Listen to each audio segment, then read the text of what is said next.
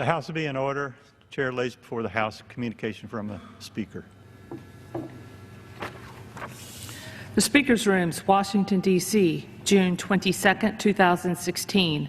I hereby appoint the Honorable Daniel Webster to act as Speaker pro tempore on this day. Signed, Paul D. Ryan, Speaker of the House of Representatives. Pursuant to the order of the House of January 5, 2016, the Chair will now recognize members from lists submitted by the majority and minority leaders for the morning hour debate. The Chair will alternate recognition between the parties, and each party limited to 1 hour, and each member other than the majority and minority leaders and the minority whip limited to 5 minutes. But in no event shall the debate continue beyond 11:50 a.m. The Chair recognizes the gentleman from Florida, Mr. Jolly, for 5 minutes. Thank you, Mr. Speaker. Since the tragedy the nation witnessed in Orlando about 10 days ago, a tragedy that struck at the heart of the American people, struck at the heart of the LGBT community, we have a nation that feels less secure, a nation looking to Congress for answers. Answers regarding our national security posture, the policies of this administration, of this Congress, but answers also legitimately about how to protect our communities while also protecting the constitutional privileges of due process and the Second Amendment. They are very legitimate questions we cannot turn a deaf ear to. We answer to the American people. They entrust us to serve. I was in Florida the weekend of the attacks. And when I left Florida to fly up here, I left a state, a community that was united in grieving, united in mourning, and united in resolve to do something about it. And I arrived at an institution as divided as ever. Folks, it is not constructive to shout shame to your colleagues. It is not constructive to suggest that one side of the aisle is complicit in mass attacks on our nation, simply because some of us have grave concerns about the proposal that for 2 years has been offered that we believe is flawed in recognizing constitutional protections. But it is also not acceptable to embrace inaction, and that is true on my side of the aisle as well. I have voted against the Democratic proposal in committee for a couple of years, and here's why. This is important for the American people to understand. If you are on a watch list, you should not be able to buy a gun. But if you are wrongfully on that, and you are a law-abiding American citizen, your constitutional protections should be provided for. You see, when an individual today is not allowed to purchase a firearm, the 7, 8, 9 classes of individuals, they are all post-adjudication. They have received a due process hearing, either convicted of a violent felony, adjudicated through a court of mental competence, or dishonorably discharged. But in each case, there has been due process. Post-adjudication is when the ban has been implemented. The proposal on the left says there is no due process. If you're on the watch list, you're banned. I think that's wrong. But let's lead on our side of the aisle. Let's lead as a body and figure this out together. Last week, I circulated a proposal. I didn't introduce it last week. I circulated it. I said to all my colleagues, help me make this better. And so last night, with some changes based on input from my colleagues, I introduced H.R. 5544. And it makes changes. It accepts the proposal that no fly, no buy. It's common sense. If you are on a watch list, you shouldn't be able to purchase a firearm. But under my legislation, if you are denied, you must be notified not at the point of sale, but within 10 days by the government that you were denied because you are on a watch list. You are then entitled a due process hearing within 30 days by a judge, not by a political appointee within the Department of Justice. The government must then demonstrate by a preponderance of the evidence, a 51-49 burden, why you should be prohibited. And if they can do that, you are prohibited. If they cannot satisfy that burden, your Second Amendment rights remain intact. Importantly, the individual is entitled to all unclassified information against them. The hearing is private to protect the privacy of the individual and the interests of government. As a result of circulating it, I've also added a provision by a colleague of mine in the Senate that if a terror investigation has been closed and someone's been removed from the watch list, they later go to purchase a firearm, the FBI should be notified. I think that's reasonable. That is H.R. 5544. And I ask for your consideration. I ask for you to help make it better. The terror strike in Orlando struck at the heart of America. And yes, it struck in the name of ISIS, a terrorist who proclaimed he was doing it in the name of radical Islam. Those were his words. But it also struck at the heart of an LGBT community that for generations had been fighting for freedom, and they saw that freedom attacked. Americans, all Americans, feel less safe now. Let's inject some radical common sense into this debate. We can ensure no fly, no buy, while also ensuring due process and the Second Amendment. If we take the context of November, the narrative of a campaign out of this, we can actually get this done. Let's listen to the 85% of America who disapproves of the job we're doing. Rather than going home and having a message of blaming each other, let's go home saying we solved it together. Folks, if H.R. 5544 is not something you can support, let's talk about how to improve it. To my friends on the left, the proposal you've had for 2 years, add due process, real due process. You'll get to support. You'll get support on our side of the aisle if you add due process. To my friends on my side of the aisle, let's lead on this issue. The American people are begging for leadership. There's a community that's broken, a nation that's broken in the wake of Orlando. Let's honor the memories of those who are lost. Let's do right by the American people, do right by the surviving families. Let's do something. Thank you, Mr. Speaker. I yield back. Chair recognizes the gentlelady from Massachusetts, Ms. Clark, for 5 minutes. Thank you, Mr. Speaker. We have come to the floor today to demand action. We have come to the floor with John Lewis. When John Lewis speaks, the conscience of our Congress, America listens. As the barbaric details of the massacre of people dancing at the Pulse nightclub were released, I grieved for those lost. I thought about them dancing and how humans are the only species that dance. Maybe that's because dancing is a celebration of spirit. Whether you love the waltz, the dab, square dancing, disco, or raves, dancing connects us. And for the LGBT community, the dance floor is often the place where acceptance and belonging come together. And while the massacre of 49 people would have been horrifying and shocking wherever it happened on the dance floor at a gay club, a place of refuge where fear and intimidation give way to joy, acceptance, and belonging, was transformed by hate and cowardice into a grotesque barrow. Many of our sanctuaries have been violated by gun violence. It is a grisly routine. First graders and their teachers shot in their elementary school. Students and professors shot in their college classrooms. Parishioners shot after Bible study and fellowship in their church. Social workers and disabled clients shot at a holiday party. Our colleague shot while meeting with constituents. Neighborhood sidewalks and parks are transformed into blood-soaked memorials. Over the last 12 years, gun violence has claimed more American lives than war, AIDS, and illegal drug overdoses combined. Since Newtown, tens of thousands of lives have been lost to this deadly crisis. Yet the number of bills that have been debated and passed by this Congress to help prevent such deaths, zero. Inaction is a choice. Inaction is costing lives.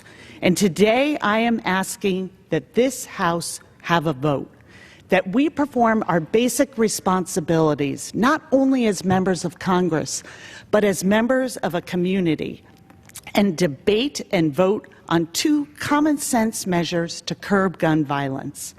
I am asking for a vote on expanding background checks and preventing suspected terrorists from being able to buy a gun. The debate wages on cable news, in our living rooms, on our Twitter feeds and Facebook. Why can't the debate happen here? There is no one solution to end gun violence or even reduce it, but we have to try. This absolutist approach that we can't even vote on common sense measures to help protect our families leave us in a deadly arms race with ourselves. Why is a vote so paralyzing? Is it special interests? Is it fear? Does the House leadership really believe that our Constitution and our liberties are so fragile that we have to tolerate carnage like we see in Orlando, like we see in the streets of Chicago, rather than risk a vote? These two proposals have widespread support from the American people. Whatever your position on the substance of the bill, let's vote. Let's put it out there for people to judge. The American people get it. They understand we can protect our constitutional rights and take reasoned steps to reduce gun violence. The American people understand that the two are in fact compatible under a robust democracy, not mutually exclusive.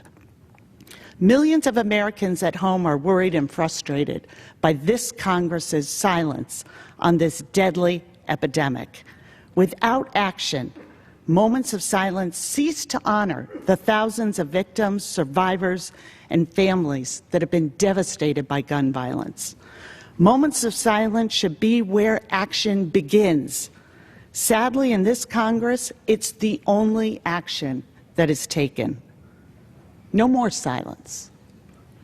I urge the Speaker, before he sends members home for the 4th of July, have us vote on these two practical proposals. There is no holiday from gun violence for ordinary Americans. Our communities and our democracy deserve a vote so our children can dance again in freedom and safety. I yield back. Chair recognizes the gentleman from Pennsylvania, Mr. Thompson, for 5 minutes.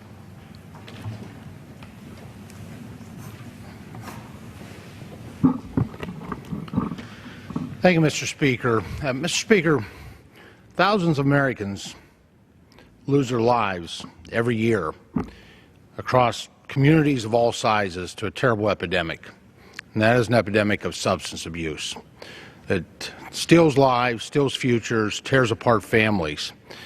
Mr. Speaker, I rise today to commend the efforts of a constituent of mine, Dennis Heindel, who lives in Elk County, located in the Pennsylvania 5th Congressional District. Mr. Heindel is the owner of Laurel Media, based in Ridgeway, and after seeing the effects of opioid abuse and heroin epidemic affecting our nation, the Commonwealth of Pennsylvania, and areas such as Elk County, Dennis was compelled to act. He set up a telephone hotline in an effort to fight back against drug use in communities across the region. The hotline is anonymous, strictly confidential, and is being administered by the North Central Pennsylvania Municipal Drug Task Force. Mr. Heindel is offering a $1,000 reward for any information that leads to an arrest or a conviction of any individual selling or distributing illegal or prescription drugs. In addition to the hotline and reward, Mr. Heindel is organizing a series of anti-drug meetings across the area. In fact, the latest meeting in the community of Ridgeway drew a crowd of nearly 300 people, all interested in taking their town back from this horrible epidemic. Just like so many other areas of our nation, communities across the Pennsylvania 5th Congressional District have suffered as a result of this drug epidemic. Elk County is ranked 9th in Pennsylvania in overdose deaths per population 100,000 people, while further west, Crawford County has seen its overdose deaths double in the past 4 years. Now, I'm so proud of the efforts of the people such as Dennis Heindel and all those across the 5th Congressional District who are helping in the efforts to fight back against drugs. I'm also proud of the package passed recently in this House, which will make grant funding available to states and local governments for the creation of opioid reduction programs, creates a task force to review prescribing practices, and cares for babies who are born opioid addicted and dependent. If we all work together, I know that we can win this battle. Thank you, Mr. Speaker. Now yield back the balance of my time. Chair recognizes the gentleman from Oregon, Mr. Blumenauer, for 5 minutes. Thank you, Mr. Speaker. The slaughter in Orlando struck me with special impact. The massacre of patrons of a gay nightclub focused deliberately on the LGBT community came at a time of unparalleled progress for equality, capped by marriage equality. It was jarring. Even though the struggle continues in places like North Carolina, these killings came at a time of amazing progress and hope. But horrific episodes of gun violence are always personal for me, and not just because of the carnage of multiple shootings and murders. We've had shootings in Oregon, in shopping centers, in schools, mass shootings in high schools, in Springfield, Community College in Roseburg. We've had many deaths and injuries, presidential visits. The gun violence issue started with me with a senseless freak death from a single shot at a high school friend from a passing car. It's personal. I saw this single random shot devastate a family, friends, and classmates. My own brother took his life with a handgun. We know that unlike other forms of suicide attempts, people with handguns almost always succeed. After each horrific event, my hope and those of millions of other Americans are raised again. Maybe this time it'll be different. You might ask how, if even the slaughter of 20 innocent first graders could not give spineless politicians the courage to stand up to craven apologists for gun violence. Well, in part, what is different was that at Sandy Hook, those 20 little children and their 6 teachers struck a chord that remains. It laid the foundation to help focus the relentless, outspoken efforts of President Obama and his entire administration in dealing with each little element of gun safety that was within their power to make a safety. We have Secretary Clinton running for president, who has put a spotlight on gun safety throughout her campaign in a way unlike any we've seen in a presidential campaign before. One of the most encouraging signs for me is that there's a new approach to reducing gun violence, focused on gun safety. This is taking hold. A number of us have come up with our own plans. A couple years ago, I formulated my approach, looking at the concept that we did with traffic safety. Not a single magic solution, but a series of thoughtful, focused effects that in traffic safety ended up cutting deaths and injuries in half with education, research, enforcement, and policy changes, large and small, that had a cumulative effect of saving hundreds of thousands of lives. We can do this with gun violence. An agenda of simple, common-sense approaches have been taken in other parts of the world, and it's made a difference. We see in the United States evidence in those states and communities that have taken actions to reduce gun violence. People are, in fact, safer. It makes a difference. Sometimes in politics, we can feel an issue crest, and I think we're watching it now. This week, we have a simple, single, powerful little symbol. The no-fly, no-buy legislation would prevent people that we think are too dangerous to allow them to buy a ticket to fly a plane should not be allowed to buy an assault weapon. Today, my colleagues and I are here supporting the notion that if there's no bill to vote on, there should be no congressional break, demanding at least to allow us to vote on the floor of the House the same way there was some action in the Senate that gave people hope. Let's do our part this morning to raise public awareness, to build momentum to make America safer. We shouldn't go home for the 4th of July break without at least another small step forward.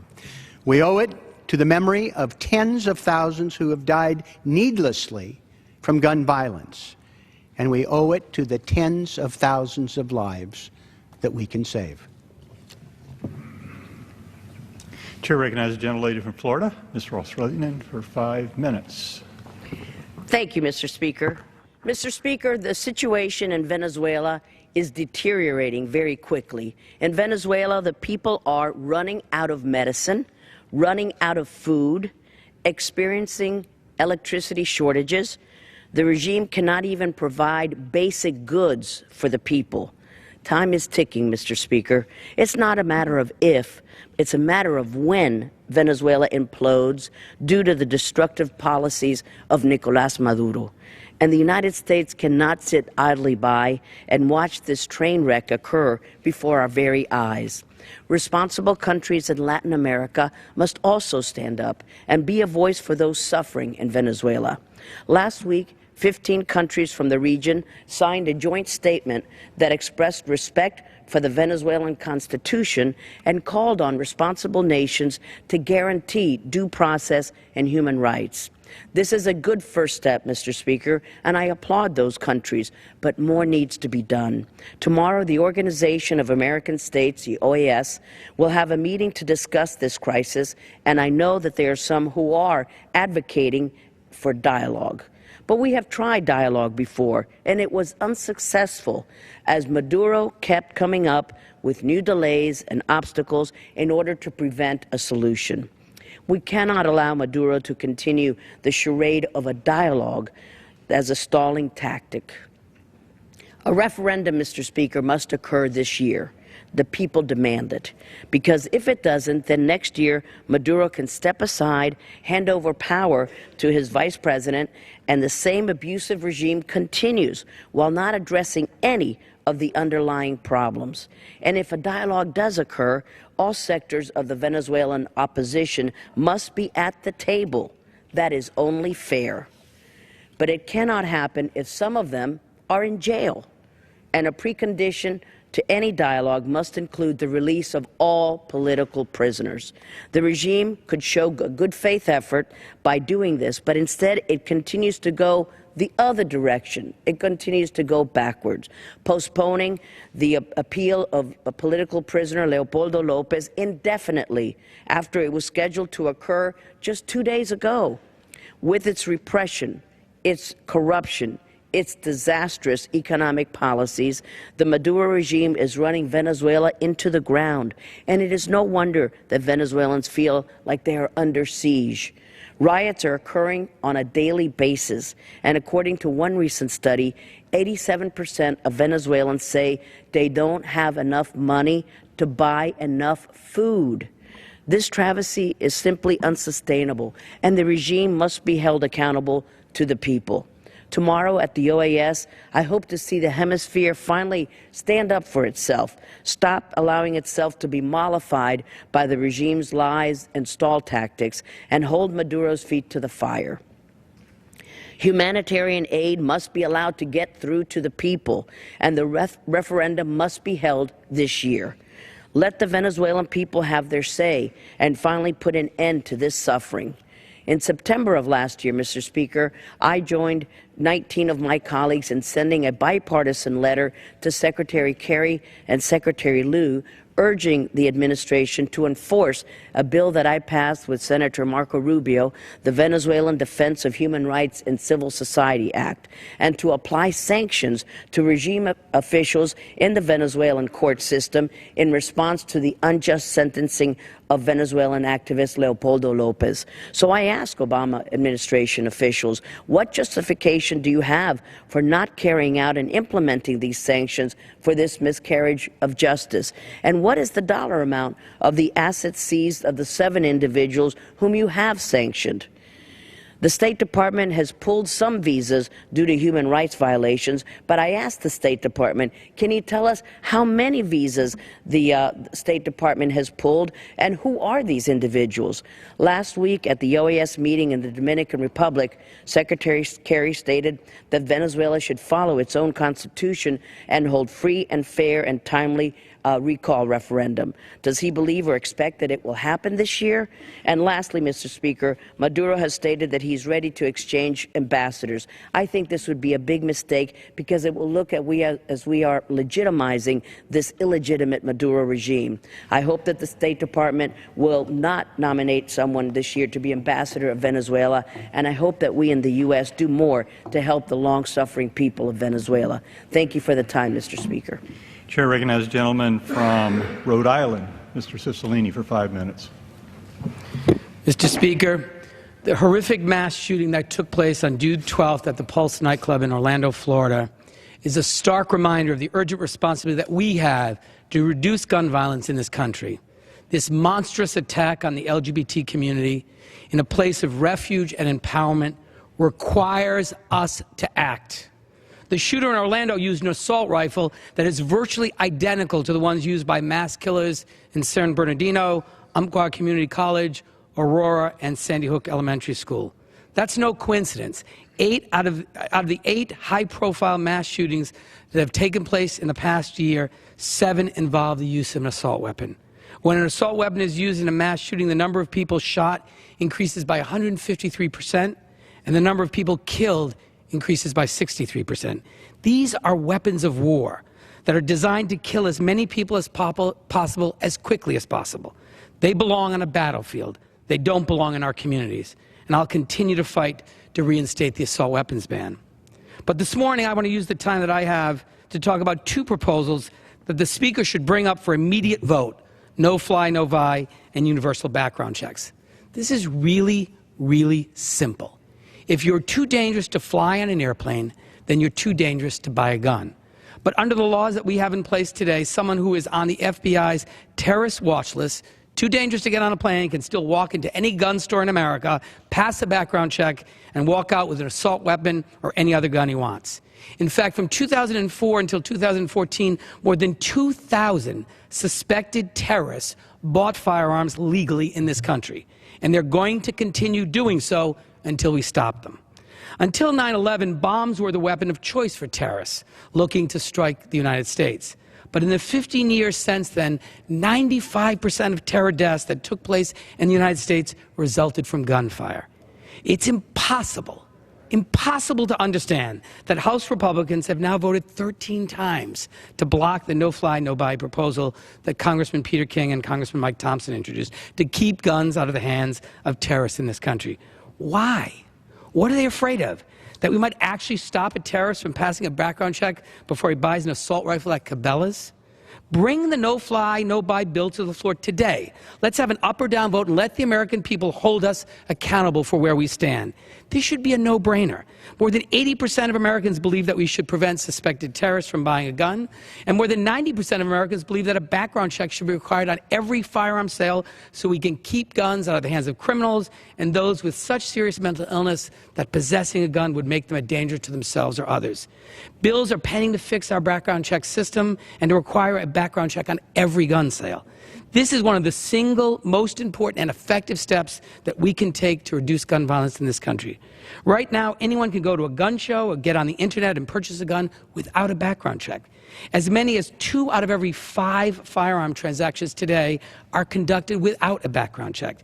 It's too easy for a criminal, a domestic abuser, a terrorist, or someone with a serious mental illness to buy a gun through this loophole. And every day, background checks block 171 attempted purchases by felons, 48 attempted purchases by domestic abusers, and 19 attempted purchases by fugitives. It's critical that we strengthen the background check system, require checks on all firearm sales so we can keep more dangerous individuals from acquiring these deadly weapons. Bring the Fix Gun Checks Act to the floor today. Mr. Speaker, we held a moment of silence last week for the victims in Orlando. I know that all of us have kept the victims and their loved ones and the people of Orlando in our thoughts and prayers since June 12th. But the best way to honor the lives lost in this horrific tragedy is to do something to prevent it from happening to others. A moment of silence is not enough.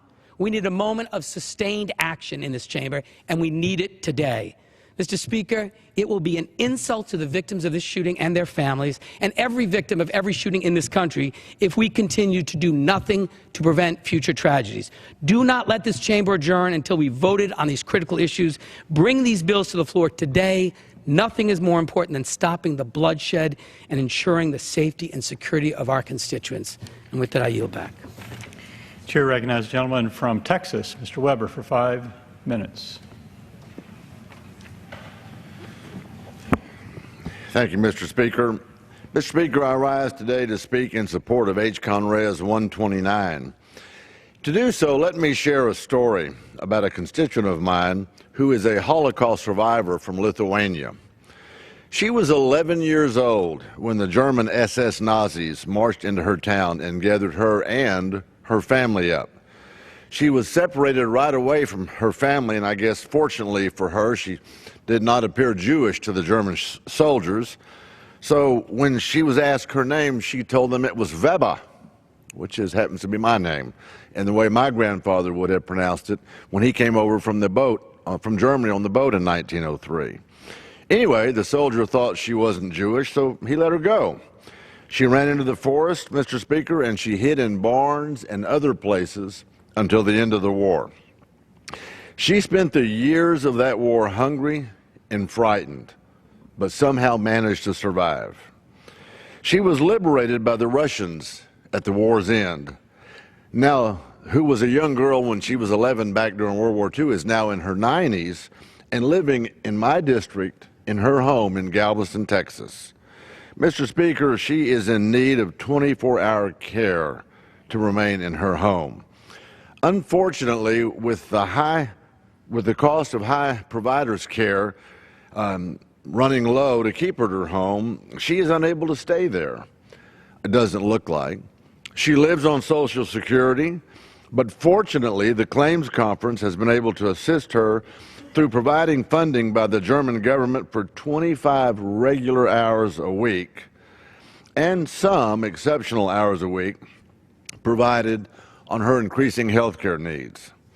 Additionally, the Jewish community of Houston, through the generosity of a private fund which assists Holocaust survivors through case management efforts of a Jewish family service in Houston, has also been able to provide up to 59 hours a week pardon me, of home care above that which the German government has funded. As of June 1st, 2016, Mr. Speaker, as of June 1st, the Jewish Family Service in Houston has not been able to continue this level of care. She, and there are other constituents of mine who are Holocaust victims, would all greatly benefit from increased funding, which is included in House Concurrent Resolution 129, asking the German government to provide that funding for that very home care. This would ensure that they are able, those Holocaust survivors are able to remain in their homes with dignity for the remaining few years of their life. Thankfully, H-Con Res 129 passed, with bipartisan support, I might add, in the House last week. I encourage our counterparts in the Senate to pass this legislation swiftly. Mr. Speaker, you know I'm right. Chair recognizes the gentlelady from Connecticut, Ms. DeLauro, for 5 minutes.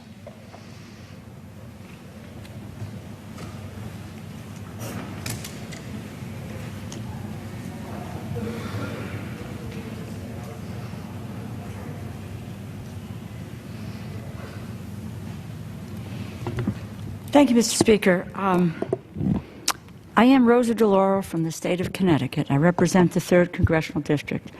So proud today to join with my colleagues on the issue of what do we do in the United States Congress, the body that deliberates the major issues of the day, the body that is entrusted by the people who put their faith and trust in their elected representatives to do right by the American people.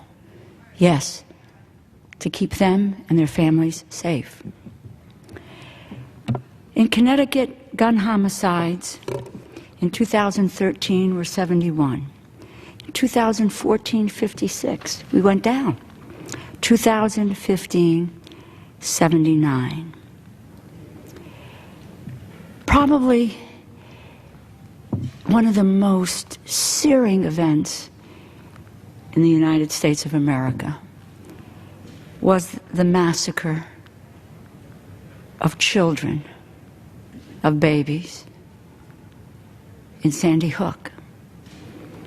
That isn't to say that in every city in this country, children are not dying every day. Since Sandy Hook, one American child is killed every single day. These are our children. Almost 100,000 have died by gun violence since Sandy Hook. What I'd like to do is to read to you, because these are not what we heard today to speak about. Yes, we talk about statistics and we talk about percentages. But what's important is to know about the flesh and blood behind those numbers. And it's Sandy Hook. Rachel Davino, 29, a teacher's aide. Dawn Hochsprung, 47, principal of Sandy Hook High School. Anne Marie Murphy, 52, a teacher's aide. Lauren Russo, 30, a teacher. Mary Sherlock, 56, school psychologist. And Victoria Lee Soto, 27, a teacher who hid her children in a closet. And I know because she's a constituent. Her family today suffers every day because of her loss. She shielded these babies, and she lost her life. And who are these babies? Charlotte Bacon, 6 years old. Daniel Barden, 7. Olivia Engel, 6. Josephine Gay, 7. Dylan Hockley, 6. Madeline Sue, 6. Catherine Hubbard, 6. Chase Kowalski, 7. Jesse Lewis, 6. Anna Marquez Green, 6.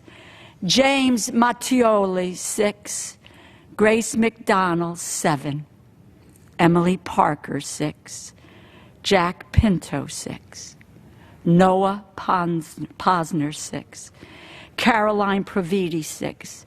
Jessica Ricos, 6. Aviel Richmond, 6. Benjamin Wheeler, 6. Allison Wyatt, 6. We all have children. We have grandchildren. And I won't forget that day, because my grandchildren at that time were 5, 6, 7, and 8 years old. And I had to steel myself to be away from them, because when I looked at them, I just began to cry. Because it can be anyone's child, anyone's grandchild that will lose their life. One child every single day is killed by gun violence in the United States of America. They leave families, they leave siblings who are unable to even cope with the sense of loss. And these families have tried to channel their grief by the Newtown Promise. Why are we here today? We are here today to say universal background checks, no fly, no buy. It's as simple as that. And for me personally, as my colleague from Rhode Island said, we should ban assault weapons. We should ban them. That's what occurred at Sandy Hook and several of others, these tragedies. The American people sent us here to vote. That's what you have done. Demand that this Congress vote on this issue. Debate it and vote. And people can be free to vote whatever way they choose to. But our Constitution says we vote on these issues. We should not be denied. Those children all over America, the adults, should not be forgotten. They should be remembered, and that this body allowed to vote on their behalf. And I yield back my time. Chair recognizes the gentlelady from Tennessee, Mrs. Blackburn, for 5 minutes. Thank you, Mr. Speaker. The Digital Millennium Copyright Act, the DMCA, as it is commonly known here in this chamber, is nearly 20 years old. Now, just as a reminder, 20 years ago, Google was being born. Americans were out dancing the Macarena, and they were holding cell phones that were the size of bricks. That was 20 years ago. Tech companies like YouTube may have changed the way Americans consume music, but our laws have not kept pace to protect the songwriters and the artists who actually create that music. This week, 180 musical artists and songwriters, including Taylor Swift, Paul McCartney, the Black Keys, and the band Chicago and U2, sent a letter to Congress calling for the reform of the 1998 Digital Millennium Copyright Act. Mr. Speaker, I am holding a copy of this letter, and I wish to enter it in the record with my remarks. Without objection. Here's the problem. The DMCA's safe harbor provision.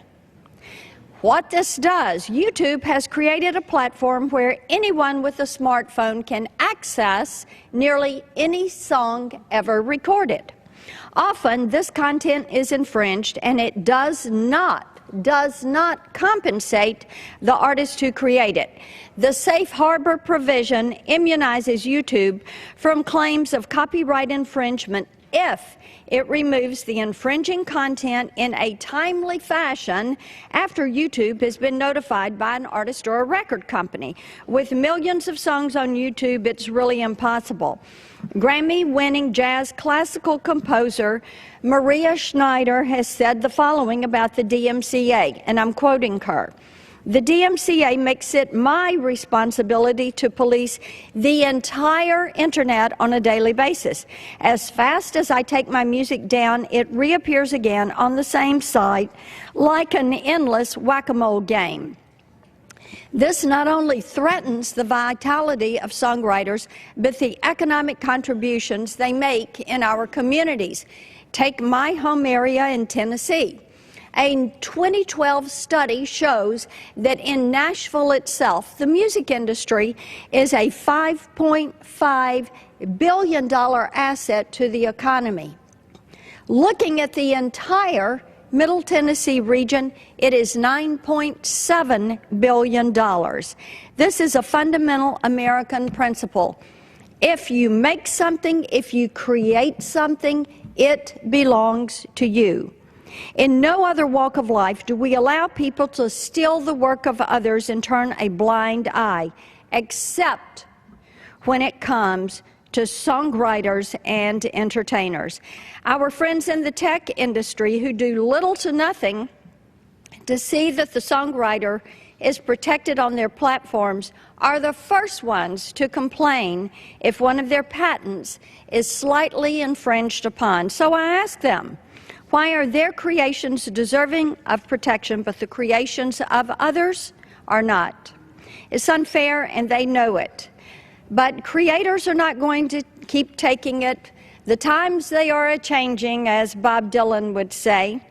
That's why, for years, I've sought to protect music creators through legislation like the Fair Play, Fair Pay Act, that Representative Nadler and I are working on, and the Songwriters Equity Act. To our friends in the tech industry, I say this: willful blindness or situational ethics aren't okay. Ignorance and denial, not acceptable. And refusing to pay people for their work is unfair, and it really needs to stop. This is about fairness, and it's about honoring the law by enforcing the law. It's that simple. I yield back. Chair recognizes the gentlelady from Maine, Ms. Pingree, for 5 minutes. Thank you, Mr. Speaker. Mr. Speaker, we should not be here today. We should not have to come to the floor of the House of Representatives to beg the majority party just to get a debate and a vote on common sense gun legislation that the vast majority of Americans demand. We should not be living in a society where debate and even scientific research about gun violence are stifled and silenced by the majority in Congress. And we should not live in a country where gun violence takes such a toll on our citizens. But here we are, standing up for the millions of Americans who want Congress to do something, and honoring the thousands of Americans who have lost their lives to gun violence. Here we are, standing up for our constituents who are tired of the excuses and want to hear a debate and want to see us take action on gun violence. And here we are to represent the victims. The list is so long. Orlando, San Bernardino, Newtown, Fort Hood, Charleston, the list goes on. 9 in a church, 23 in a restaurant, 26 in an elementary school, and now 49 in a nightclub. The victims are men and women, black and white, rich and poor, old and young. At a McDonald's in California, an 8-month-old baby was killed with his mother, who was trying to shelter him when a gunman came in and started shooting. At a North Carolina nursing home, a 98-year-old grandmother was killed when a shooter came in and opened fire. Here in the United States, you are 10 times more likely to be killed by a gun than in any other developed nation in the world. Of the 23 richest and most developed countries in the world, we have by far the most gun violence. We have half the population of the other 22, but 90% of the women killed by a gun are killed by a gun in the United States. 91% of the children under age 14 who are killed by a gun are killed by a gun in the United States. And if you are a young person in this country, you are 50 times more likely to die of a gun death than in all of those other countries. We have the most guns and we have the most gun violence. And, Mr. Speaker, we have the NRA. Through fear, intimidation, and misinformation, the NRA has taken control over the debate on guns to such an extent that we cannot even vote in this chamber on whether we should keep guns out of the hands of terrorists. Right now, somebody can be on both the terrorist watch list and the no-fly list. In other words, the FBI thinks you're a terrorist, and the TSA bans you from flying. But if you want to drive down to your local gun store and buy an assault rifle, there is nothing anyone can do to stop you. Over the last 10 years, people on the terrorist watch list tried to buy explosives or firearms 2,233 times. Over 90% of the time they were successful. This is wrong. The American people know it's wrong. Public health officials know it's wrong, and nearly every single law enforcement association in America knows it's wrong, which is why they are all in favor of closing the terrorist gun loophole. In fact, a recent poll by a Republican pollster found 76% of gun owners and 71% of NRA members said suspected terrorists should not be allowed to buy guns. If you were to walk outside the House of Representatives right now and stop someone walking down the street and ask the simple question, should terrorists be allowed to buy guns, you would get a very simple answer. They would say, no, of course terrorists should not be allowed to buy guns. But they can. And Republicans here in the House won't even let us have a debate and a vote on it. How did we get here, Mr. Speaker? How has the debate shifted so far away from common sense gun regulation that a proposal to close the terrorist gun loophole is this controversial? Why is it that here in the House debate is silenced and we are not allowed to vote? The closest we came to a debate on gun legislation recently came last week when a controversy erupted about the standard procedure to observe a moment of silence on the House floor after a mass shooting. Mr. Speaker, it's shameful that we have allowed this country to get to a point where Congress has to even have a standard procedure to observe mass shootings. Yet we aren't even allowed to have a debate about legislation to address this problem. It is time for us to stand up to the NRA, to have a fair and open debate about gun violence, and it is time for all of us to do our job representing the American people. I yield back. Chair recognizes the gentlelady from Illinois, Ms. Killick, for 5 minutes. Thank you, Mr. Speaker. Mr. Speaker, I rise today heartbroken and angered once again by the rampant epidemic of gun violence plaguing our nation. Gun violence is on the rise across the country. I am not just talking about the tragic mass shootings that grip our collective attention. I am talking about the everyday shootings that go undetected by the national media. Last year, gun deaths became the #1 killer of youth aged 16 through 24. We're on track to break this record in 2016. Just this past Father's Day weekend, 41 people were shot, 13 of them fatally in Chicago. The shootings in those 60 hours claim the city's 300th. This is the list of the names of the people that have lost their lives to gun violence. I don't have enough time to name every name. Amari Brown, 7 years old, was the youngest. He was shot in the back. In 2016 alone, more than 1,800 people have been shot across Chicago. Among this weekend's victims was 3-year-old Devon Quinn. On Sunday, Devon was riding with his father to pick up his mother from work when a hail of bullets hit their car. Devon is still hospitalized. Devon's story is unfortunately all too common in communities like some of the ones that I represent, where a trip down the street to a convenience store, a gas station could end in tragedy. I am tired of hearing stories like this. It saddens me and angers me each time I speak with constituents and hear their all too familiar story of losing a loved one to gun violence. I'm frustrated, not only because we're losing an entire generation to gun violence, but because so many of these deaths were preventable if Congress had just had the courage to take action. Sadly, we don't even talk about gun deaths until it's forced into our lives with another tragic mass shooting. And when this happens, we give our fiery speeches, we hold our moments of silence, and then we wait for the national buzz to fade.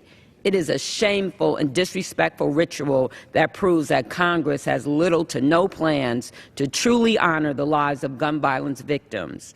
This weekend on Meet the Press, the Speaker gave his fellow Republicans a pass to vote their conscience with respect to their presidential support.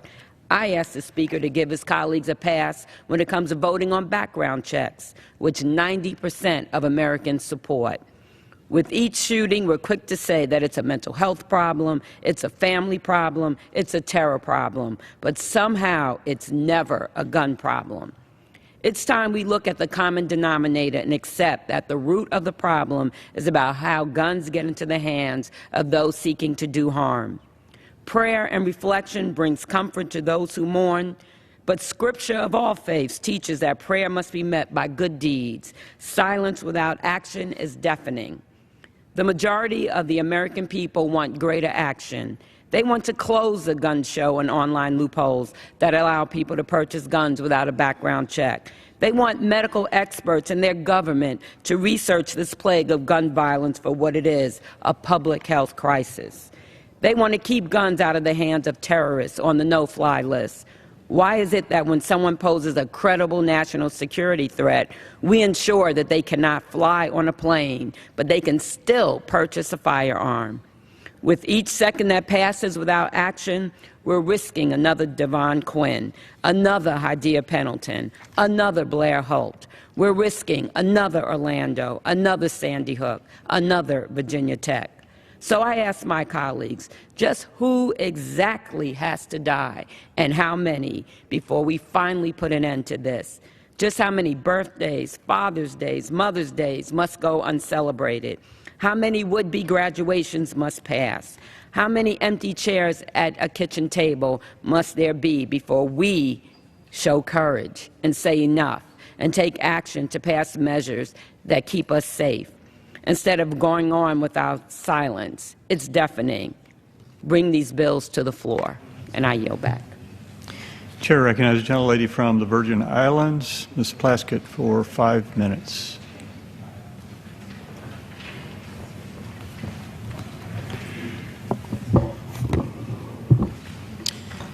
Mr. Speaker, I rise this morning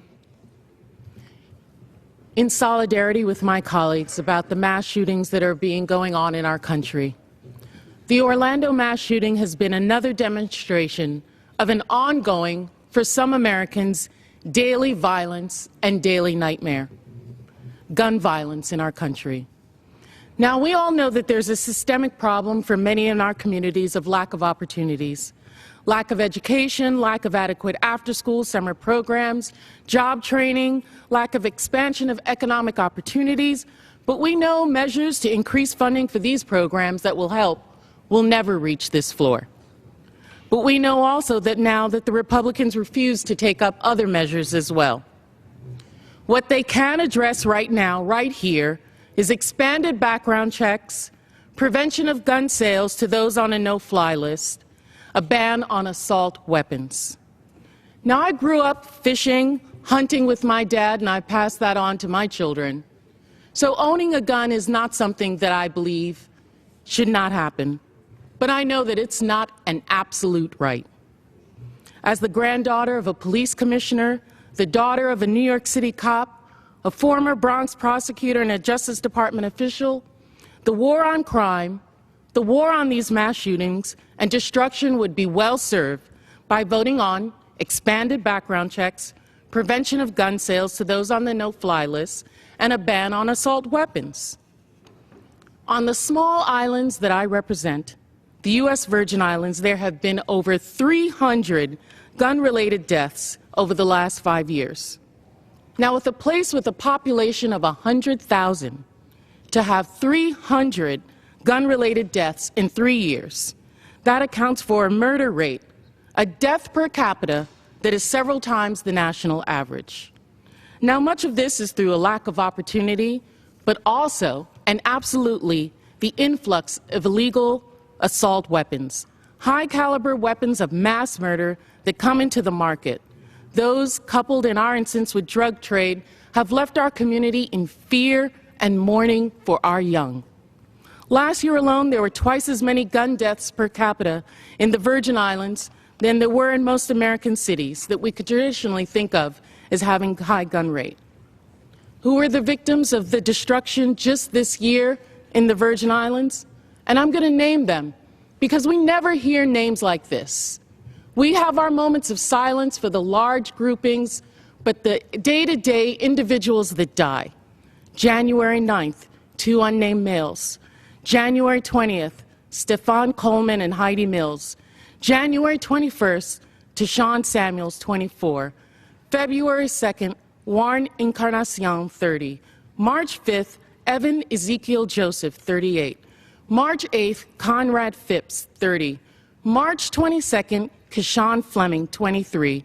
March 27th, Hans Oliver, 38. March 28th, Cayenne Payne, Conte Payne, 33 and 29. April 19th, Joseph Ducree, 19. April 28th, Javon Benjamin, 22. May 1st, Shadale Gabriel, 25. May 22nd, Vershawn Monsanto, 21. June 4th, Shaki Alexander, 21. Kervan Joseph, 19.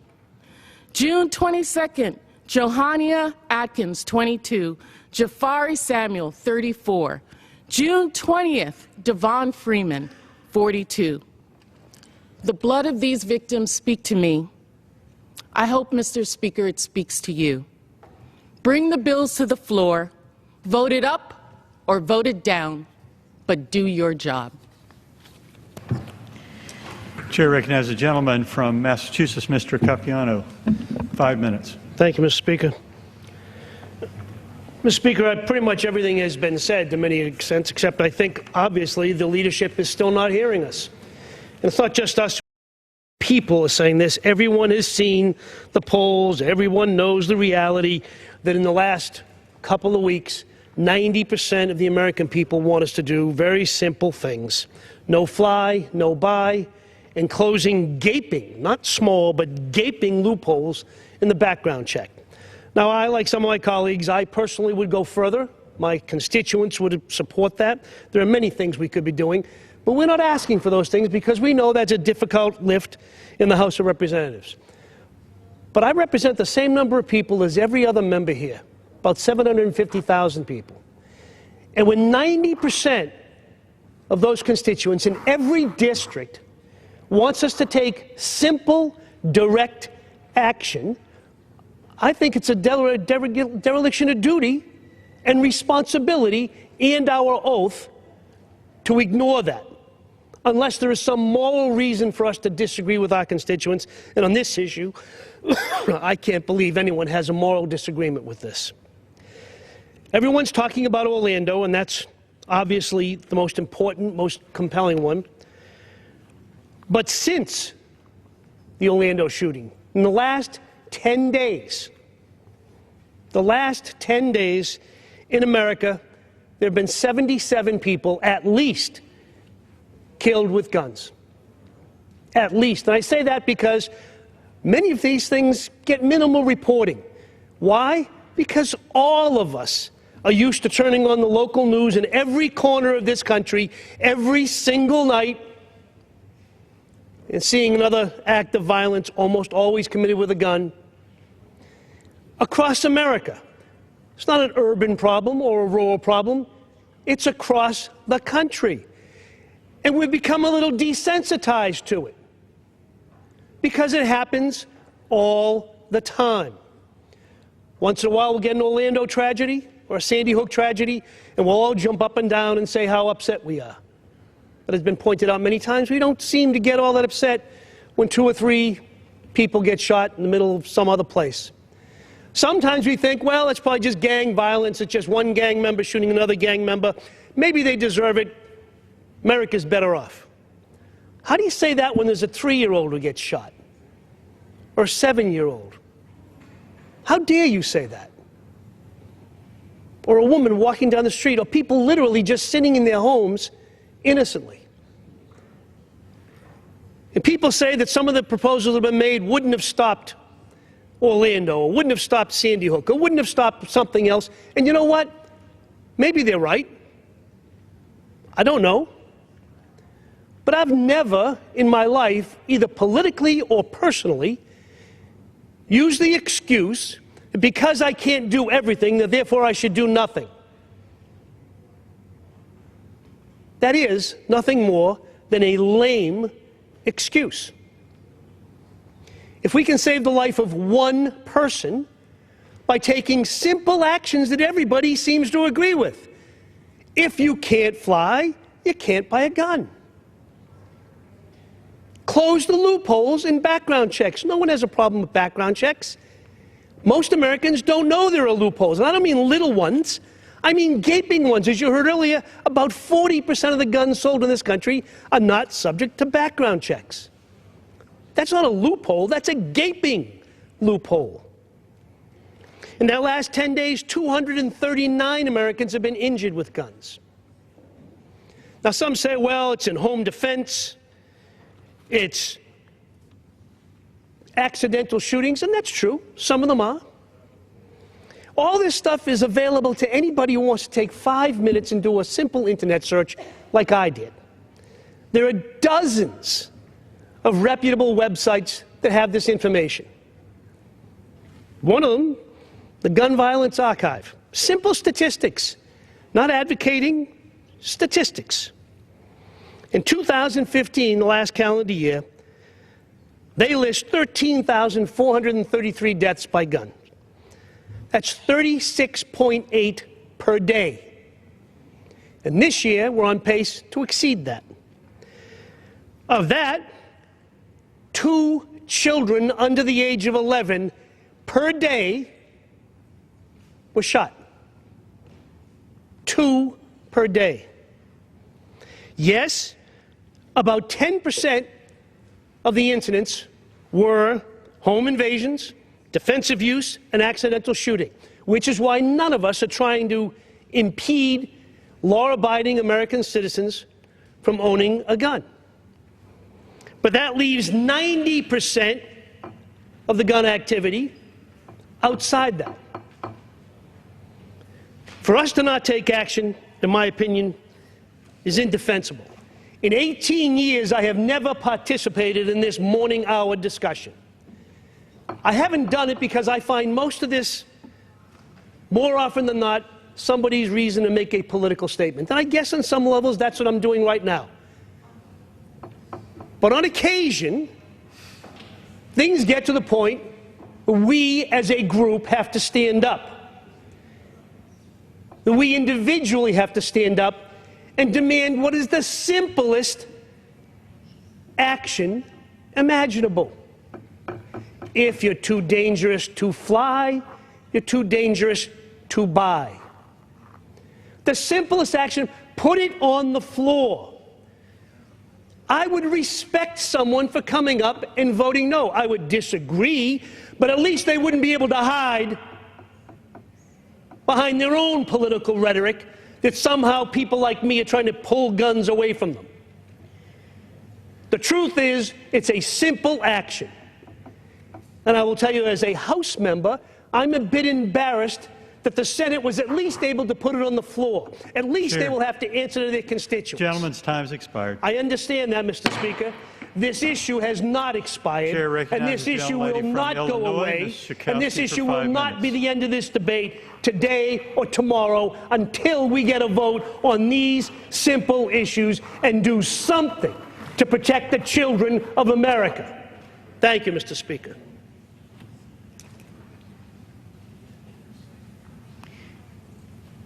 John Lee's already been recognized for 5 minutes.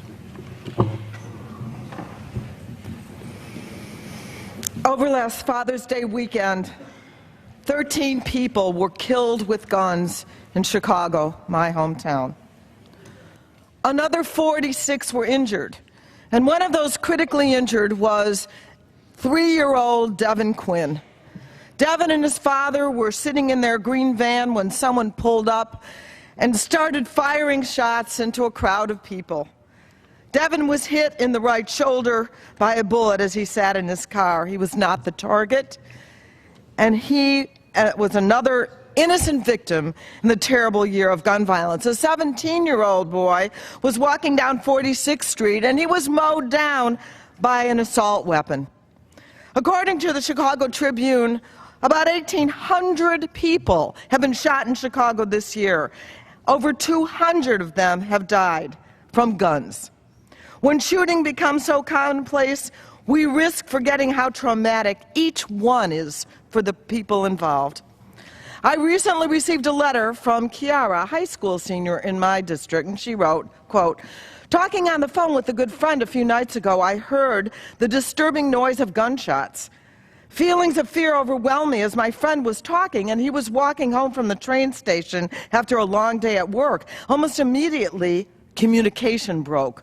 I called back over and over again with no response. I was on the verge of a meltdown, thinking of what could have happened to him. After what seemed like the longest 10 minutes of my life, I received a text letting me know that he was okay but needed to call 911 as someone had been shot by a drive-by shooting. I sat there frozen. What could I do? Then, thoughts of hopelessness and sadness took hold over me. And I thought about the family of this poor innocent person who was just shot and how terrible that phone call must have been from the hospital. I understand the need for guns and the role they play in protection in times of war and so on. But what I don't understand is the internal debate and menace within the United States over the use and misuse of weapons. Too often, we forget the names of victims and the pain of their loved ones as Congress continues to do nothing to stop the violence. Most don't even get that empty gesture of a moment of silence. And even so, we've done 27 moments of silence since Sandy Hook. How numb have we become to everyday violence and only stop for that lone minute to recognize the most horrific shootings? 49 victims in Orlando, school children in Newtown, churchgoers murdered in Charleston. Just during the Senate filibuster on gun violence last week, 48 people were shot.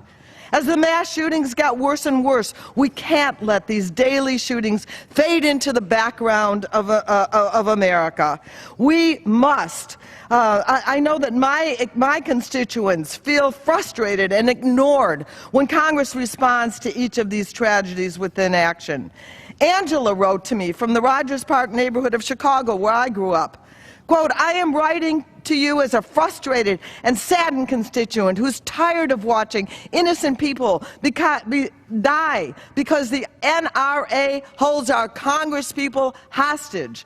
I'm begging you on behalf of our students and teachers and police, LGBT, and every innocent person who's been affected by senseless gun violence to please use this moment to enact meaningful gun control in our country.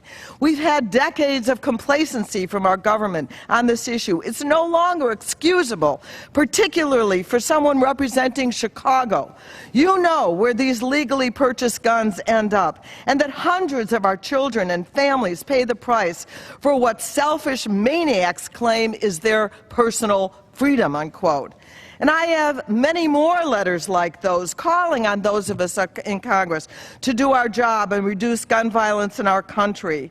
Neighbors asked me for action at the grocery store and at the gym, and as I boarded the plane yesterday. We can start by enacting 2 gun safety proposals that are overwhelmingly supported among our constituents, all of our constituents. Close the terrorist loophole. If you're too dangerous to fly in an airplane, you should not be able to buy a gun. People can't even believe that that isn't the law already. We need universal background checks. 40% of those guns used in violence in Chicago are bought legally at Indiana gun shows where there are no background checks. These proposals won't stop every single gun death, but we know that they will stop some. And yes, there are a lot of other things we could do too. I call on Speaker Ryan, along with my colleagues, to bring these bills to the floor. Before we break, Americans are calling for action on gun violence. They're tired of being ignored. No bill, no break. Thank you, Mr. Speaker. I yield back. Chair recognizes the gentlelady from Maryland, Ms. Clark, for 5 minutes. Thank you, Mr. Speaker. Our nation is still horrified and heartbroken over the brutal act of terror and hate that killed 49 and wounded many more in Orlando, Florida, just over a week ago. We stand in solidarity with the loved ones of those who are lost, with the LGBT community that suffered this unimaginable act of violence, and the entire Orlando community as they work to move forward from this tragedy. We can work together to disarm hate. Gun violence has become unacceptably commonplace in the country. The Orlando attack is only the latest and the most deadly mass shooting in the history of the United States. We have a responsibility to do more to keep guns out of the wrong hands. But, Mr. Speaker, it's not just mass shootings that should be our focus. Guns have taken more lives in this country since 1968 than were lost in all the wars this nation has ever fought. On average, more than 89 people each day die due to a gun violence, whether that's by homicide, suicide, or accident. That's more than 33,000 Americans being killed by guns each year. And just over the 3 years since Newtown, more than 111,300 people have been killed by someone using a gun in America. And in my state of Maryland, in 2015 alone, more than 340 Marylanders have lost their lives to homicides by guns. And yet, despite the national consensus for legislation to keep guns out of the hands of terrorists and convicted felons and domestic abusers, a vocal minority led by the National Rifle Association stands in the way of common sense proposals to keep our nation safe. Those voices are forcing a false choice between constitutional rights and safe streets. We can do both. Congress can and must enact laws that improve the public safety while respecting the Constitution. And this Congress has no right to hold moments of silence anymore and then do nothing to prevent the next tragedy. This is a moment of truth for Congress. We cannot have another moment of silence without action. We can and should expand and strengthen our background checks, pass the bipartisan no-fly, no-buy bill to keep guns out of the hands of suspected terrorists. And so today what we know is that across this country there are people who go to unlicensed dealers at gun shows and do what they could not do if they went to Walmart to get a gun, and that is to get one without passing a background check. These unlicensed dealers are a significant source of crimes in my state and across the country, with an estimate of 40% of all purchases made through them without a background check. And studies show that background checks actually do stop 170 felons, 50 domestic abusers, and 20 fugitives every single day from buying weapons. It works when you do it. Recent polling shows that universal background checks are universally supported across the political spectrum. A CBS poll released just last week showed that 89% of the public supports legislation requiring background checks, the low-hanging fruit, the common denominator. And that includes 97% of Democrats, 92% of Republicans, 82% of independents. Who's left out? The vocal minority led by the National Rifle Association. And let's talk about the National Rifle Association, Mr. Speaker, because they actually used to support universal background checks at gun shows. On May 27, 1999, Wayne LaPierre, the current executive president and CEO of the National Rifle Association, testified before the House Judiciary Committee about 1 month before Columbine, in which 12 high school students and 1 teacher were murdered. And he said this, and I quote, "We think it's reasonable to provide mandatory instant background checks for every sale at every gun show. No loopholes anywhere for anyone." And that is a direct quote from Wayne LaPierre of the National Rifle Association. When did they change? When it became politically expedient to do the job of the gun industry. And so unfortunately they flipped their position and they no longer support expanded background checks. And they've worked to prohibit that action here in Congress. And so I will say, Mr. Speaker, to Speaker Ryan, to my Republican colleagues, enough already. We are tired. We are done.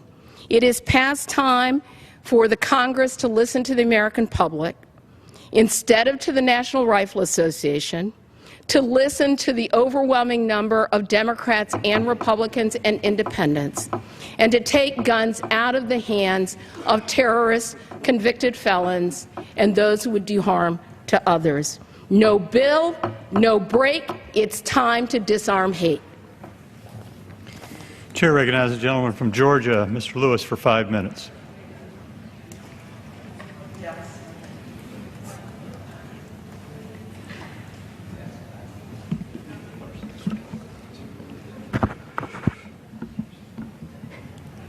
Mr. Speaker, I will ask that all of my colleagues join me on the floor.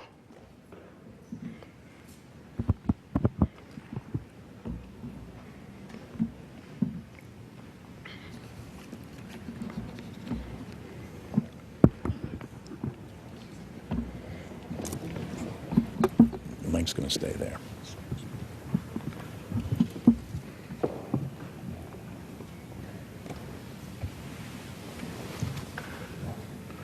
On occasion, Mr. Speaker, I have had what I call an executive session with myself. For months, even for years, through several sessions of Congress, I wondered what would bring this body to take action, what would finally make Congress do what is right, what is just, what the people of this country have been demanding and what is long overdue. We have lost hundreds and thousands of innocent people to gun violence. Tiny little children, babies, students, and teachers, mothers and fathers, sisters and brothers, daughters and sons, friends and neighbors. And what has this body done? Mr. Speaker, nothing. Not one thing. We have turned a deaf ears. We have turned deaf ears to the blood of the innocent and the concern of our nation. We are blind to a crisis. Mr. Speaker, where is the heart of this body? Where is our soul? Where is our moral leadership? Where is our courage? Those who work on bipartisan solutions are pushed aside. Those who pursue common sense improvement are beaten down. Reason is criticized. Obstruction is praised. Newtown, Aurora, Charleston, Orlando. What is the tipping point? Are we blind? Can we see?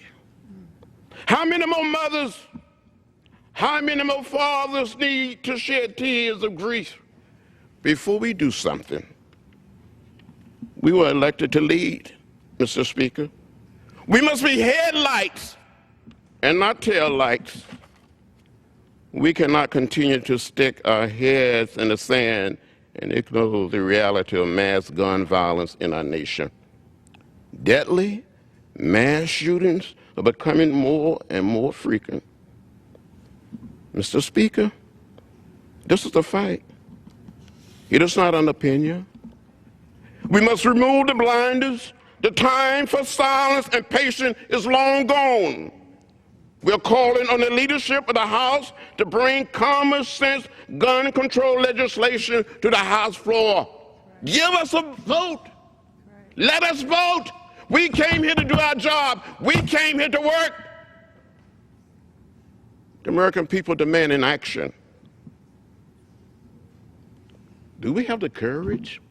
Do we have raw courage to make at least a down payment on ending gun violence in America? We can no longer wait. We can no longer be patient. So today we come to the well of the House to dramatize the need for action. Not next month, not next year, but now, today.